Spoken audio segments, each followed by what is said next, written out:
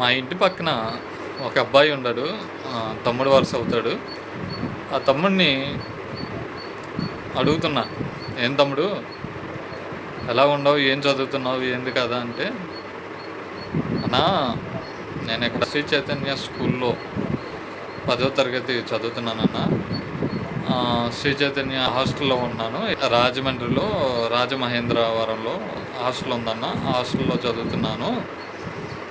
కానీ ఎల్లబుద్ధి కావట్లేదన్నా అని నాతో అన్నాడు.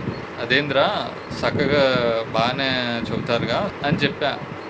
కాదన్నా, ఏ ఒక వింత సంఘటన జరిగిందన్నా, అందుకని నాకు భయం పడుతుంది, వెళ్ళాలంటే భయం పడుతుందన్నా అని చెప్పాడు. ఏంద్రా ఏమైంది ఏంది అన్నా అంటే చెబుతున్నాడు. రాజమహేంద్రవరంలో బాయ్స్ హాస్టల్ మాది.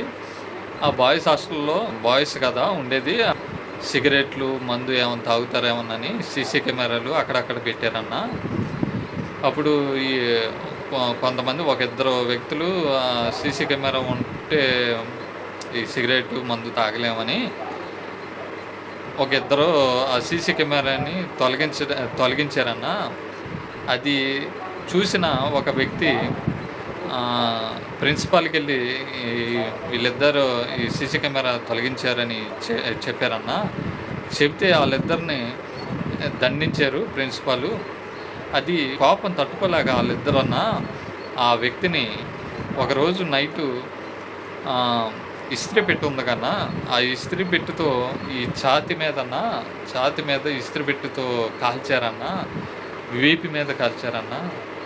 నాకు అసలు ఇలా ఉంటారని నేను అనుకోలేదన్నా. కానీ ఎక్కి ఏడ్చాడు ఆ అబ్బాయి మాత్రం. చాలా దుర్మార్గం అన్నా ఇలా చేయటం. నాకు చాలా భయం వేస్తుంది. ఇప్పుడు ఆ అబ్బాయికే జరిగింది, రేపు నాకు కూడా జరగదని ఏందన్నా ఒకసారి గమనించండి. ఇది రియల్గా జరిగింది, మీకు తెలియాలని, మీకు అర్థం అవ్వాలని నేను ఈ రీతిగా చెప్పాను. రాజమండ్రిలో రాజమహేంద్రవరంలో ఒక శ్రీ చైతన్య హాస్టల్లో ఈ సంఘటన జరిగింది. అసలుకి పిల్లలు ఏ విధంగా ఎదుగుతున్నారో చూడండి.